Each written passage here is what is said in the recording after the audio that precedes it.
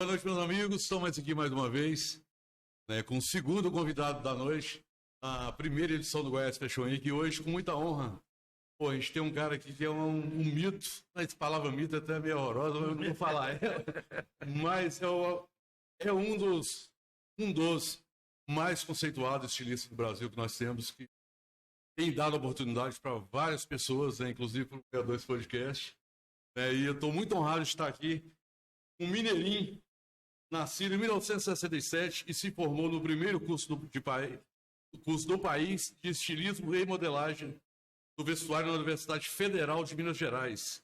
Seu pai, descendente de escravos, frequentou a escola junto com os filhos do comendador Bragança, em Tiradentes, sendo sempre lembrado da sorte que tinha pela oportunidade de poder estudar. Por isso, o Ronaldo Fraga, desde pequeno, foi educado para fazer por merecer, principalmente para o mundo da moda. Seja bem-vindo, Ronaldo Fraga. Muito obrigado, amigo. Você está aqui com a gente, viu? Sem tamanho. Pelo amor de Deus, né, Bernardinho? Grande prazer estar aqui com vocês. Cara, tá sendo meio que surreal. Tô até tá meio bobinho assim, mas é porque é muito distante. Talvez você nem se imagine dessa forma, né? Mas é dessa forma que as pessoas te veem, amigo. Ah, imagino. Tá. Ronaldo, você é um ser para a moda brasileira mítico. As pessoas acreditam que fala. Independentemente de se você está falando a verdade, se você está zoando as pessoas, se você está sendo você mesmo, se você está criando um personagem. A gente percebeu muito que durante a pandemia, com seus cafés, você entrava em live quase diariamente. Diariamente, é. As pessoas conheceram outro Ronaldo que antes disso, você era essa pessoa admirada e que as pessoas gostavam muito do seu trabalho e acompanhavam tudo que você fazia e conheciam um pouco da tua cabeça a partir das suas criações. Eu acho que ali foi o primeiro grande momento que você, para o grande público, abriu a tua vida, né? É uma particularidade que você ama tomar café e ali você conversava sobre o que você sempre gostou, o que você estudava, enfim. O que você tirou de lição desse momento pandêmico, chato, mas que te abriu essas portas? Bom, eu acho que eu reforcei crenças. Eu acho que o que nós vivemos aí foi reforçar crenças. Essa convivência, mas tem uma principal que eu acredito, porque a gente sempre fala assim, a morte está espreita. A morte, ela é todo dia. Todo dia você morre um pouco, né? Só que com a pandemia, nós tivemos. Você acordava, passava o dia e dormia com a morte. Sim. Então, se eu oferecia uma taça de vinho para a morte. Então, ali, eu sempre tive um senso de urgência na minha vida. Eu tive mais certeza desse senso de urgência ali, né? Tem uma outra coisa também, que aquela brincadeira com o café com o estilista. Foi uma coisa que eu falei assim, gente, se o mundo acabar, deixa eu reler todos os livros que eu tenho em casa. E vou ler os livros que eu nunca li também. Então, eu acordava e reencontrava com figuras que, para mim, é de uma importância na minha formação gigantesca. E era essas pessoas que vinham todos os dias tomar o café. Porque eu falava assim, gente, se tem algo que nós temos que agarrar agora, é cultura. É a cultura do país, é a literatura, é a arte, enfim, toda a história dessas figuras. E quando eu fui ver, cara, numa semana com o café, as pessoas já estavam ali bombando de seguidores, a imprensa falando da história do café com estilista, esperando o café com estilista. E você está certo. Eu acho que eu tinha uma fala que era para os profissionais da moda, quer dizer, quem cobria a moda, acompanhava meus desfiles, sabia que aquilo era a minha forma de pesquisar e tal. Só que de repente as pessoas começaram a entrar para esse café, figuras que não tinham nada a ver com a moda. Então houve uma abrangência da fala, assim. Você se mostrou mais nesse momento pandêmico aí, assim, as pessoas te viam mais o Ronaldo, estilista ali, desfiles, foi o lado que as pessoas... Eu acho que eu abri minha bolha para a entrada de outras e eu entrei em outras bolhas também. Né? Então, as pessoas falavam, tem que ver o café com fulano de tal e tal. E principalmente no país, ainda existe um preconceito muito grande com... quando você pensa, hoje menos, mas ainda tem a coisa da alta cultura, e fala assim, tem um estilista ali que ele gosta de falar de literatura. Tem um estilista ali que gosta de falar de música brasileira. O povo olha meio assim. Então, foi uma forma também de colocar, de conversar, mas sem pretensão alguma, não tinha pretensão nenhuma com aquele café. Tanto é que no início era 5, 6 minutos, no final já era 30 minutos dividido em blocos. Aí começou a me dar trabalho demais. E uma coisa que eu nunca sabia quem é que estava vindo para o café. Então era uma história que eu não me preparava. Então vinha coisa de memórias, daquilo que eu já tinha lido, de pessoas que eu já tinha lido. Eu sempre fui um leitor voraz de ler 3 livros ao mesmo tempo e invariavelmente um desses livros era uma biografia. E eu sempre gostei de biografia de brasileiros, de figuras do Brasil. Então, assim, a maioria deles eu já tinha trago, já fazia parte da minha vida. Não foi uma forma de escancarar, de abrir, de falar. As pessoas falam, gente, olha, esse estilista não fala de roupa, não, ele fala de outras coisas, né? Inclusive, acho que foi isso. Você gosta de pessoas. Uhum. Você tem isso em você. Você, além de respeitar a existência humana, você tira das pessoas que mais você gosta de mostrar, não é? É porque, primeiro, o ato de contar uma história para alguém, esse para mim já é um ato de amor, né? E o melhor são histórias da vida real. Né? Então, assim, se eu gosto de contar histórias, se eu gosto de histórias da vida real, então não tem como eu não ter essa predileção pela história de alguém. Uma história mais absurda, num momento mais absurdo, mas insuspeito, não é absurdo, é insuspeito. Né? Uhum. E eu acredito também que com a coisa da pandemia, nós estreitamos as distâncias. Ficamos distantes de todo mundo, mas todo mundo entrou na casa de todo mundo, né? Uhum. Então eu acho que teve muito dessa história. E nessa entrada, você pensava assim, quem é você? Você é o mesmo. Eu vou fazer aquilo que eu faço. Quer fazer o café, quer falar das dores, do que é de todo mundo. Né? Mas, ao mesmo tempo, eu achava que era muito importante ter um olhar de esperança, um olhar bem-humorado, né? Daquele cenário extremamente turvo. Isso te ajudou de alguma maneira? A passar o tempo? Claro, porque quando eu fiz aquela coisa, eu comecei a fazer aquela coisa de olhar, conversar. E como que nasceu essa história? Eu me lembro que a gente não sabia como que era logo no início, né? Eu tinha estado no Rio de Janeiro, tinha ido ganhar um prêmio, receber o prêmio Shell de um figurino, e no Rio, o Rio fechou, então eu tive que voltar imediatamente para Belo Horizonte. Então eu fiz quarentena, 40 dias sozinho em casa, sem ver ninguém, sem encontrar ninguém, totalmente sozinho. E aí eu lembrei que um dia eu fui, fiquei muito amigo da Elco Maravilha, e a primeira vez que eu fui na casa dela, ela morava num quarto de sala no Rio de Janeiro, e esse quarto de sala, você entrava numa sala vermelha, de parede vermelha, e lotada de fotografia, do piso até o teto, de pessoas que cruzaram pela vida dela e foram importantes na vida dela. Então, o álbum dela de fotografia era essa sala comprida. Então, ela falava que às vezes ela acordava, sentava, olhava assim, e uma imagem a chamava. Essa imagem, às vezes, era a Clementina de Jesus. E ela sentava, começava a conversar com a Clementina de Jesus, e a Clementina afagava, e vinha a palavra que ela precisava, vinha o cuidado. E ela sempre fazia isso. Um dia era Cartola, outro dia era Aracide Almeida, Liz da Silveira, o próprio Chacrinha. Aí eu estava sozinho em casa e olhei para meus livros e lembrei disso da Elke. Eu falei, vou fazer isso. Eu vou conversar com as pessoas como a Elke conversava com os seus. Né? E aí começou, eu coloquei para gravar. E quando eu assustei, as pessoas falaram, quem é que vem amanhã? Como é que vem amanhã? Então isso era um processo, para mim era uma coisa de cura para mim, para as minhas dores em particular. Né? E quando eu assustei, eu recebia mensagens do Brasil inteiro. Sabe, da dona de casa que falava, eu faço faxina na casa ouvindo Café com Estilista. Eu espero a hora do almoço, que tá meus filhos, meu marido e tal, e eu ponho para eles o Café com Estilista.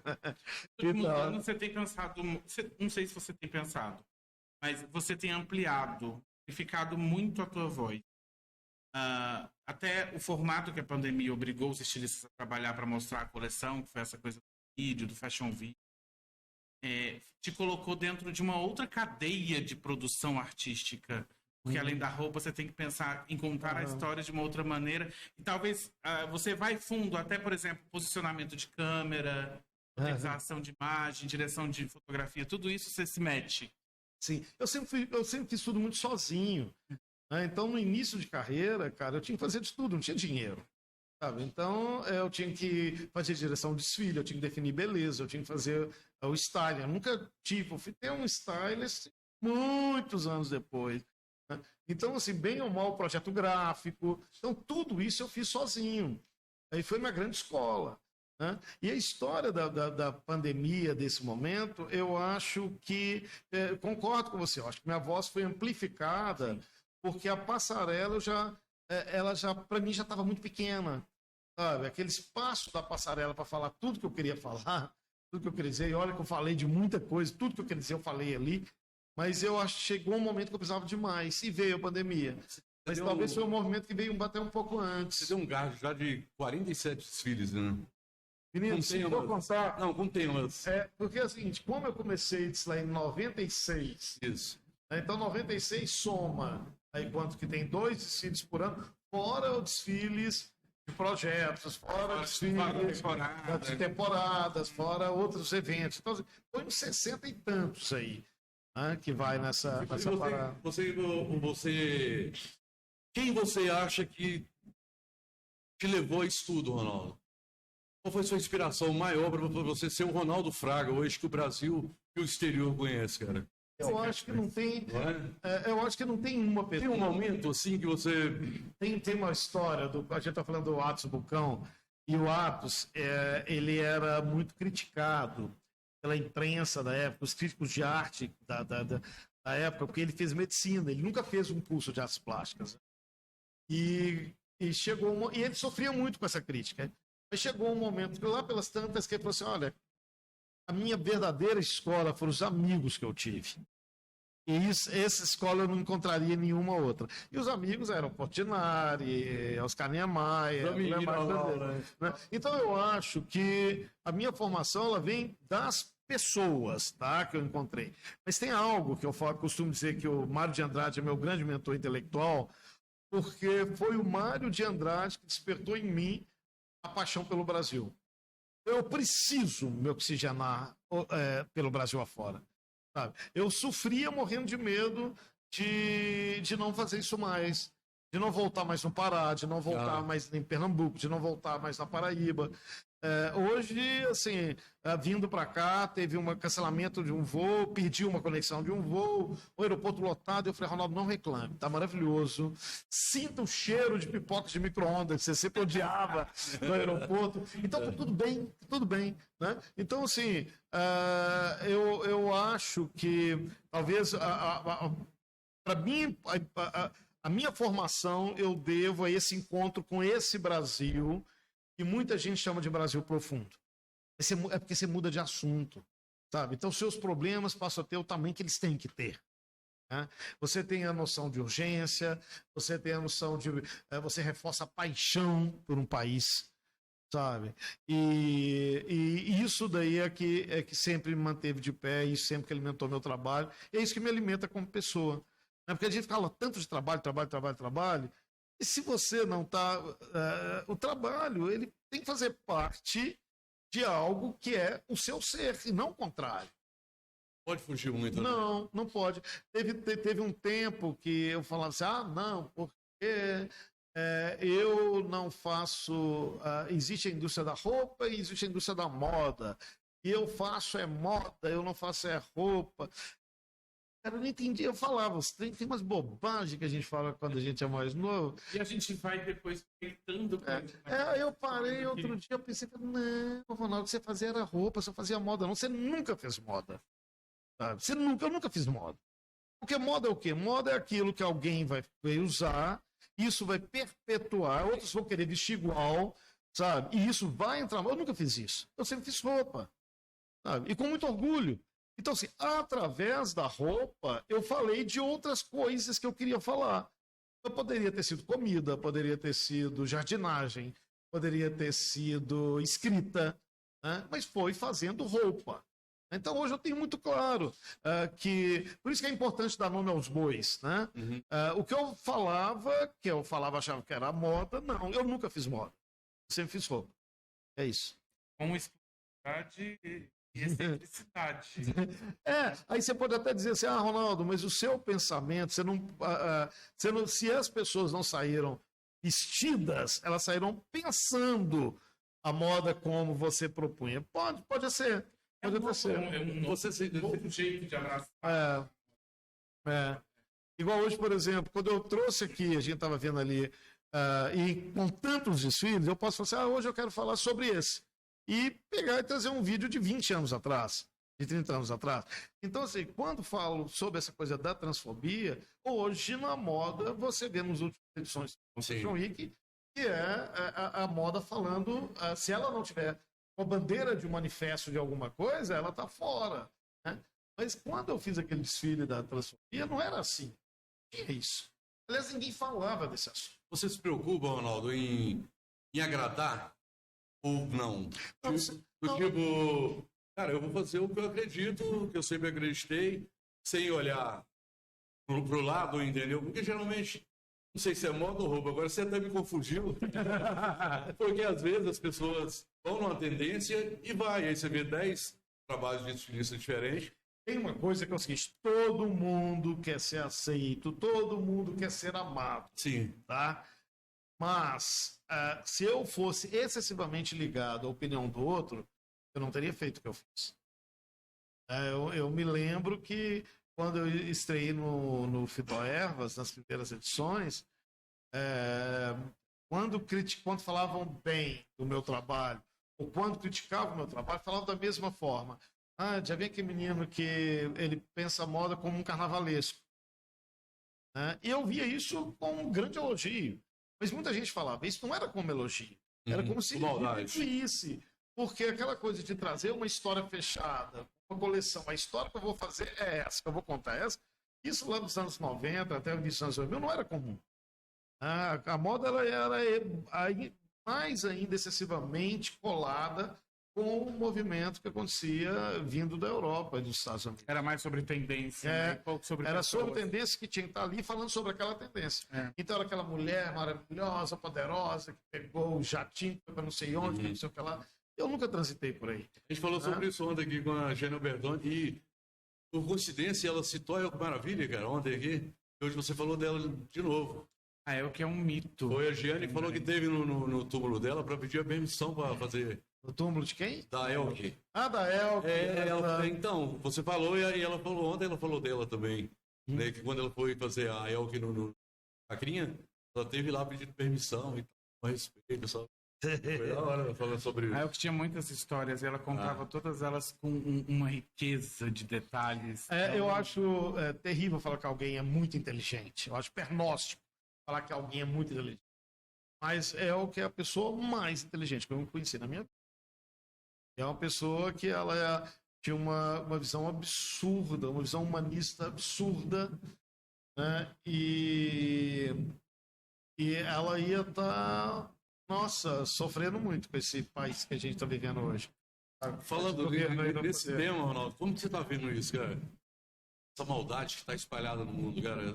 Todo mundo sem paciência, todo mundo... Você olha uma pessoa, ela já te pergunta o que você quer. Como você tem...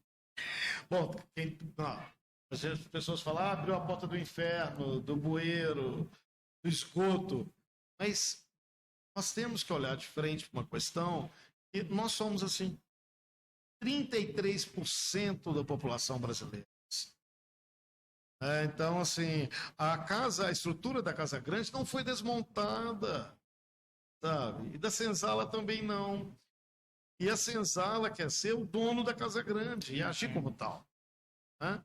Então, isso é uma coisa de nós, a nossa formação de brasileiros. Então, nós temos que... É muito importante que a gente entenda, discuta essas questões para que a gente consiga virar a página dessa história, mas vai demorar um pouco. Não, do mal do Brasil é a falta de educação aprofundada das pessoas. Eu acho que tem, por exemplo, que a coisa da educação, você falar a educação de acesso escolar, a educação de sabedoria popular, As pessoas mais elegantes que eu conheço no Brasil nunca sentaram Numa sala de aula. numa sala de aula, nunca fizeram mestrado, nunca fizeram doutorado de nada. Eu acho que tem uma coisa da nossa formação de novo, de uma abolição que não aconteceu, sabe, mal e porcamente. Né? A nossa formação ela tem uma valorização classista e a gente está vivendo tudo isso aí, era uma panela de pressão, né? Que ela ia romper em algum momento. Por isso que até a própria moda ela está meio perdida, né? Porque a moda ela historicamente ela não se posiciona. A moda, as grandes marcas de moda do país, 99,9% delas apoiaram esse governo que aí está. A moda sempre... Mas historicamente, no mundo, a moda sempre fez papel de morta em situações como essa. Ela não pode perder a elite, o consumidor que vai emergir de determinada situação. Chanel se deitou com os nazistas, e pagou o preço caro de um ostracismo de 10, 20. Mas poucos são os estilistas que não fizeram concessões. Então, para uma Vivienne Westwood, você tem quantos? Né? Então, assim, o não fazer concessões é pouco. Aí não são estilistas, são pessoas, são artistas. Né? E se você for pensar a própria estrutura de moda, de novo, ela está ali. E quando eu fui vendo o apoio de determinadas marcas enlouquecedoras com esse regime fascista, quando eu vejo um Tufi Dueck, por exemplo, quer dizer, uma figura, uma marca que cresceu em cima de um discurso que falava de Brasil. Sim. Entendeu? Que falava de Brasil. Tem marcas aí bolsonaristas hoje que cresceram na era Lula, com oportunidades de ir para fora, enfim, messes em feiras de fora, exposição, enfim. E aí é isso. Né? É complexo a gente lidar com esse pensamento de que o estilista, ele é a cabeça de uma marca, ele não é tão somente pessoa, ele também representa um setor, um mercado. E dentro disso, o seu posicionamento que é direto, certo, e você... Reto, né? Reto, e coloca ele nas suas próprias redes sociais, não tem medo nenhum de fazer isso.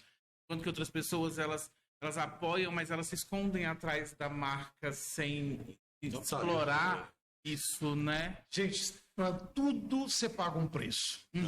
Hoje, se você fala, você não paga. Se você faz papel de morto, você não faz. Então, por isso que é muito importante a visão de mundo individual de cada um.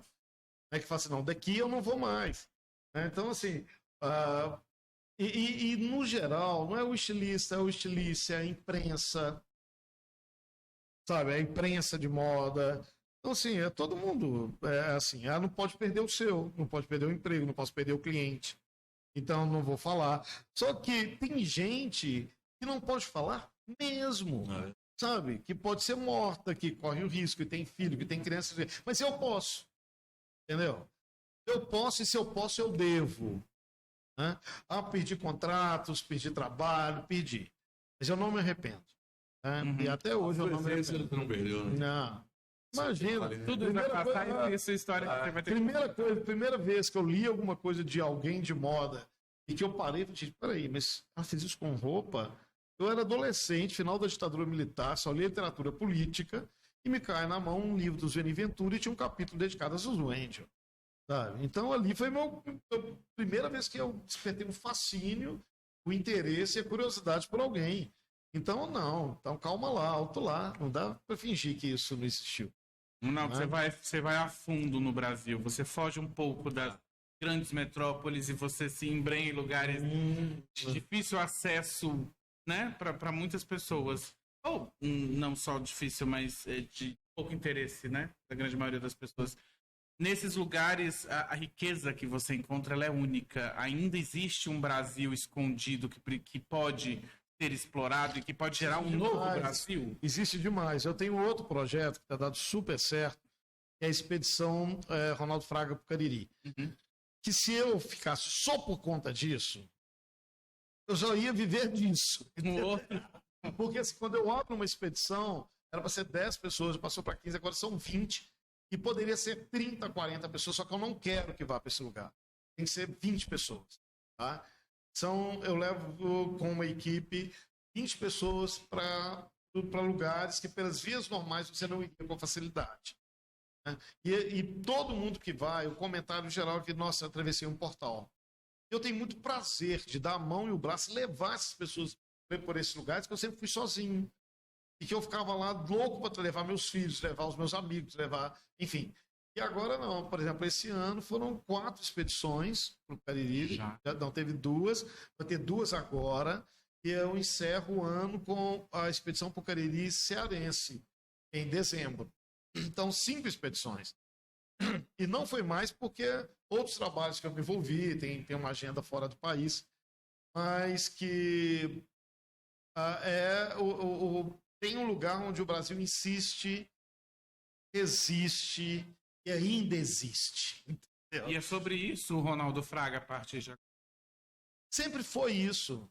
Sempre foi isso. Só que eu ia, pesquisava, ia para o Jequitinhonha, fazia uns filhos do Jequitinhonha ali. Aí ia para não sei o quê, trazia uns filhos para não sei o que lá e tal. Só que eu achei que isso foi muito pouco. Entendeu? Foi muito pouco, foi muito pequeno. A passarela ficou muito pequena para mim. O que o Ronaldo Fraga hoje precisa fazer para completar isso aí? Porque, pelo que você já fez, o que mais você poderia fazer, amigo? Tem coisa demais, amigo. Mas tem uma coisa que eu gosto, que é meu talento, que eu tenho feito, são pontes, né, entre esses Brasis diversos. Por exemplo, agora eu comecei um trabalho que está me movendo muito e que eu tenho adorado, que aliás, eu adoro essa coisa do terreno árido. Tá? E esse terreno árido é as cidades de regência e povoação, lá no Rio Doce, no encontro com o mar, onde aquela desgraceira da Lama de Mariana chegou. Né? Eu estou com uma equipe de consultores, como curadores, desenvolvendo um projeto de 2 anos ali. Sabe? Um lugar onde a água não vai poder ser consumida tão cedo. Muita gente, quem recebeu a indenização foi embora, as cidades quase se tornaram uma cidade fantasma. Falou, agora faz alguma coisa aqui. E o destino me colocou lá, e eu estou adorando. É ressuscitar, né? E foi mais ou menos o que foi feito, que o projeto, quando eu mostrei aqui, o Minha Casa em Mim, lá em Mariana. Agora é lá. Ronaldo, você tem o Grande Hotel, Ronaldo Fraga, que é um lugar maravilhoso para comer, para passear, para visitar, para entender um pouco sobre a arte mineira e sobre como a vida mineira funcionou, que você conseguiu trazer de volta a história de Minas Gerais ali naquele espaço. E hoje você tem o seu ateliê aberto no mercado, do grande mercado novo, né? Esse é o novo formato de consumir, Ronaldo Fraga? Ou vem ainda coisas mais diferentes por aí? Porque eu falo que o profissional de moda, ele sempre incorre num erro, que é tentar repetir o passado, né, ou tentar adivinhar o futuro. E nunca acertou. A moda nunca acertou com o futuro. Sabe? Então, as coisas, quem vai ser a moda daqui a 2 anos? Quem vai ser a moda daqui a... Nunca acertou. O mais difícil e o desafio é falar de agora. Sabe? Porque é isso aqui, o que você está usando aqui, agora, que vão ser os vestígios para os escafandristas daqui a 100 anos entender o que foi esse tempo. Né? Então, eu sou muito ligado nisso. O que esse tempo está precisando agora? Sabe? Então, nós precisamos falar de vida. Nós precisamos, depois dessa pandemia, depois desse governo da morte, é importante que falemos de vida. É importante que a gente fale de inclusão. É importante que a gente dê acesso. Sabe? É importante que a gente leve vibração e uma cultura para um número maior de pessoas. E que a gente olhe para a diferença. Então, me pareceu muito natural pensar um ateliê vivo, um ateliê aberto, que tem a máquina de costura do lado de um piano. Né? Porque quem consegue fazer roupa sem um piano? Tem um pianista tocando, gente. Eu não sei como o povo faz roupa sem um piano. Eu sonho de muita gente. Eu conheci esse pianistas Aqui você não precisa dar nem bom dia nem boa tarde, é só entrar e tocar. Então, assim, no final de semana tem fila, tem um tocando, 3 esperando, entendeu? Então virou uma festa. As meninas, outro dia um pianista entrou, as costureiras, modelista trabalhando, e ele tocou 5 horas. E eu fiquei sentado vendo aquela cena, eu na minha mesa, o pianista, as meninas, eu falo assim, tudo isso para viver isso, para chegar até aqui. Então, se você me pergunta, tem muita coisa para fazer? Muita. Mas o que eu preciso fazer hoje é isso, sabe? Então, assim, amanhã pode ser que isso seja velho. Você não pensou num projeto para Goiânia? Você sabe a capacidade de ativismo que tem aqui, tanta gente boa. Teve um aqui que o Fernandinho conheceu ele também, só que partiu, não dá mais entre nós, que é o João Queiroz, que era um cara assim... Ele foi o grande... Para mim, ele é o grande nome da moda goiana. Para mim também. Refere a tentar criar uma estrutura intelectual para a moda. Isso há 20 anos, 15 anos atrás, né? O João Queiroz foi marcante. E assim, só que ele faleceu e tal. Mas aqui no Goiás, eu acredito que não tem o Theo que está se destacando aí e tal. Mas igual ele, eu falo dessas roupas criativas, sabe? Do seu estilo, sabe? Que trabalha assim. Você não... Desenvolver conceitos. Desenvolver um conceito, né? Realmente. Goiás tem muita gente aqui, as escolas aqui. Nunca pensou num projeto para cá, cara? Menino, eu nunca penso em projeto... Tem muita gente querendo. Não, eu nunca penso em projeto para lugar algum. Eu vou. Descobre, vai. Não, me escolhe, vai, eu tropeço e vai e tal. Obviamente, nós temos cidades no país, que é Fortaleza, Goiânia, que tem uma potencialidade ligada à produção de roupa muito grande. Como você vê isso, Ronaldo, aqui? São muito grande e tal. Agora, o que acontece é que são lugares que precisa que se estimule o pensamento intelectual. Que você traga outras conversas para essa roupa. Sim. Né? Aí você fala, tem possibilidade? Claro que tem. É um lugar que converge em história, é um lugar que nós estamos falando de um centro de um país que vibra. Né? Você tem uma cultura vigorosa do entorno. Né? Então, eu acho que tudo, se tem isso e tem a indústria da roupa, eu acho que só falta uma iniciativa para poder casar e fazer alguma coisa. Acho que você tropeçou nessa iniciativa aqui hoje. Inclusive, a gente até falou já tarde sobre você. E ela falou assim, Richard, eu vou, o próximo ano, em que eu deixo 10 marcas, mas eu quero um desfile do Ronaldo. Não, e o importante de eventos como esse é fomentar esses novos. É criar uma plataforma para isso. Porque criar uma plataforma para roupa que já está na vitrine da rua, não sei se precisa. Entendeu? É interessante. O pensamento. É isso aí. Ronaldo, para encerrar, vamos... Senão a gente não quer trabalhar também, né, Pedro? Você tem gratidão a quê na sua vida? Ou a quem? Cara, a vida para mim. A vida foi muito generosa. Sabe? Eu fui privilegiado. Venho de uma família com poucos recursos. Meus pais morreram muito cedo.